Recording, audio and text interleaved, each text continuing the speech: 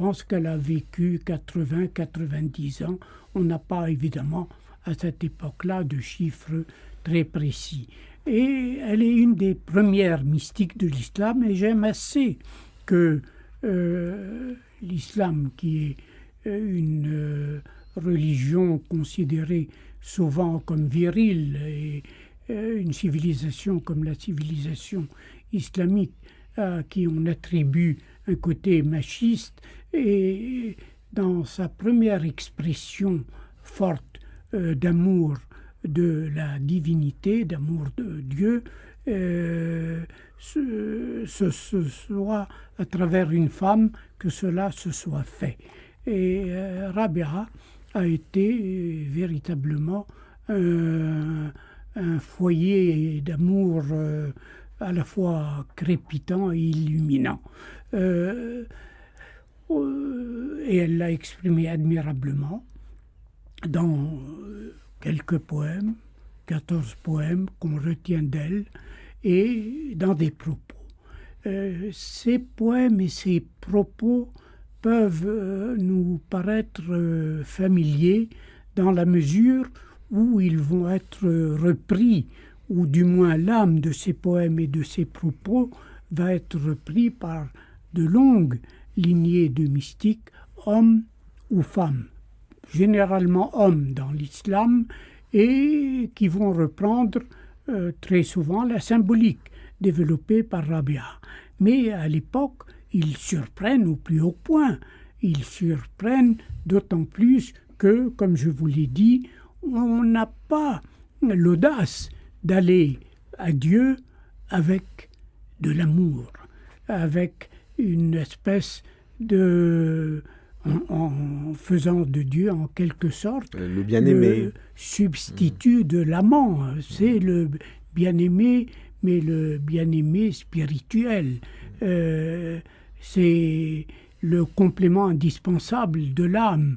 Et Rabia s'adresse à lui avec véritablement les mêmes termes que, mettons, Mejnoun, le fou d'amour, s'adressera à Leïla dans la célèbre histoire de Mejnoun Leïla, dont nous aurons peut-être on va parler bien sûr avec Lélie. Mais une autre question encore sur le pourquoi de la naissance de cette poésie mystique qui fait de Dieu donc un être qu'on va aimer, que sa créature va pas simplement respecter mais aimer avec une passion et une force très grande. Est-ce qu'il y a une influence possible, par exemple, de la mystique chrétienne sur un personnage comme Rabia, ou pas du tout? Elle était absolument au courant de rien de ce qui pouvait se passer ailleurs et c'est venu du fond de son cœur.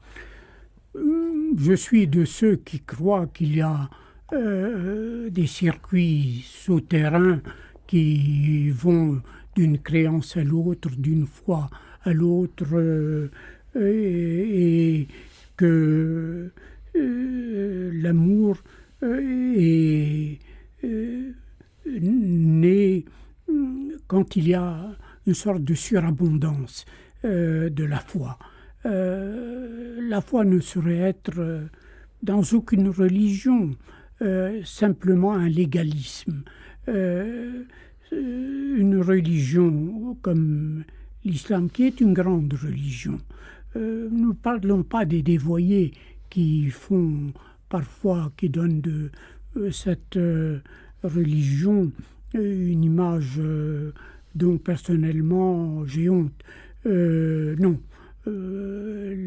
L'islam est une très grande religion, et aussi bien sur le plan de sa construction théologique que sur le plan de cette relation personnelle que l'âme finit par créer, l'âme débordante de générosité amoureuse en réponse à la générosité amoureuse de celui, avec un C majuscule, avec celui qui l'a créé, nécessairement le lien d'amour s'établit. Rabia n'a pas pu connaître de chrétiens parce qu'elle vivait dans un milieu assez étroit à Bassora. Elle n'a pas beaucoup voyagé, elle a été 2 fois à la Mecque, mais il ne faut pas oublier que le prophète Mohammed avait dans ses relations des moines chrétiens et que le Coran insiste beaucoup sur la personnalité de Jésus comme étant, et cela est dit, et Jésus a sur Mohammed lui-même le privilège d'être Ruh Allah, c'est-à-dire une parcelle du souffle de Dieu, de la parole de Dieu.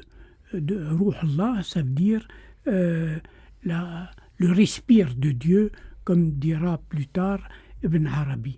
Eh bien, et il y a dans le Coran également, à travers le personnage de Marie, qui est la seule femme citée dans le Coran, il y a aussi dans le personnage de Marie et dans ce qu'elle représentera ensuite dans l'islam, aussi bien l'islam chiite que l'islam mystique, une référence amoureuse, une référence à l'amour divin et qui certainement a constitué un de ces circuits mystérieux qui ont traversé l'islam à partir probablement de sources chrétiennes. Et Mahomet a eu, avec certains moines qu'il avait rencontrés dans ses voyages de marchands, de caravaniers, des discussions passionnées autour de ce thème, et je pense que ces discussions, ce lien que Mahomet a établi avec les chrétiens, qu'il a toujours privilégié.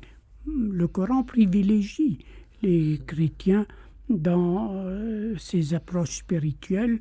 Évidemment, les chrétiens viennent après les musulmans, qui sont les dépositaires de la dernière version de la parole de Dieu. Mais les chrétiens, au même titre que les musulmans, ont reçu leur message directement de Dieu, simplement, dit le Coran, ils l'ont déformé. C'est la même chose pour les Juifs. Oui, notamment à cause de la doctrine trinitaire. La doctrine trinitaire est totalement récusée dans l'islam. Par l'islam. Oui. Alors, une autre petite question sur ça, c'est qu'au fond, on se demande en vous écoutant, puisque Mohammed connaissait assez bien le christianisme, il connaissait la Bible, on voit bien qu'il y a beaucoup d'influence du monde juif et chrétien dans le Coran. Qu'est-ce qui fait qu'il n'a pas retransmis, je dirais, ce message de l'amour qui relie la créature au créateur?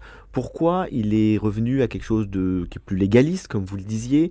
Pourquoi il y a eu cette perte-là qui va renaître ensuite dans la tradition spirituelle musulmane? Parce que, comme vous l'avez dit très justement, l'âme ne peut pas se contenter que de la loi, elle a besoin aussi de l'amour. À cause de la distance incommensurable, infinie, existant entre le créateur et la créature, et cette distance est intimidante. Au point que Rabia, dont nous venons de parler, n'est-ce pas, dit dans un de ses propos que pendant 40 ans ou 30 ans, elle n'a jamais osé regarder le ciel. Elle est tellement intimidée par l'idée que Dieu est au ciel et qu'il la regarde peut-être qu'elle n'ose pas lever les yeux vers le ciel. Et souvent, elle ne sort pas. Sa servante l'invite à sortir pour aller voir le monde, les paysages, la beauté du monde. Elle dit non.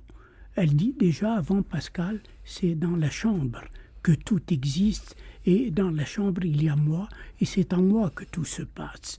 Nous avons là un exemple tout à fait évident de cette espèce de rencontre des êtres animés par le même idéal, animé par la même inspiration, dans ce que j'ai appelé dans plusieurs de mes livres la nappe phréatique dans laquelle baignent les hommes. Alors, Lélian Var, bonsoir. Vous avez lu ce très beau poème tout à l'heure de Salas Tétier. Donc, Salas Tétier a publié un livre, Rabia de feu et de larmes, que vous avez entre les mains. Oui, c'est un très beau livre d'ailleurs. Je voudrais saisir l'occasion qui m'est donnée pour dire que, à la lecture de ce livre, je me rends compte à quel point c'est autre chose quand c'est un poète qui traduit un poète, ou une poétesse en l'occurrence, et que vraiment, c'est une très très belle traduction. C'est vrai que je connaissais l'œuvre de Rabia à travers en particulier les traductions en persan que j'en avais lues, mais là je dois dire, vous rendez compte au fond de ce que vous avez évoqué tout à l'heure, à savoir justement la présence de l'immanence et de la transcendance. C'est-à-dire qu'elle est en même temps dans un discours de chair, elle a un discours érotique, on peut dire qu'elle est vraiment celle qui a inventé le discours érotique quand elle s'adresse à Dieu. Donc c'est vraiment quelqu'un... 8 siècles avant Thérèse d'Avila. Mais la ressemblance avec Thérèse d'Avila est absolument frappante. Donc, au fond, elle réunit dans ce qu'elle dit quelque chose de très terrien, de très charnel, et en même temps, cette idée de la transcendance qui est toujours présente, effectivement, cette idée qu'on ne peut même pas oser regarder vers Dieu. En même temps, c'est cette femme-là, un peu pour répondre à votre question sur la loi, qui dira, enfin la tradition dit qu'elle se promenait un jour avec une cruche d'eau et une torche à la main, et on lui a demandé « mais qu'est-ce que tu fais ?» Elle dit « en fait, je veux éteindre les feux du paradis avec l'eau ».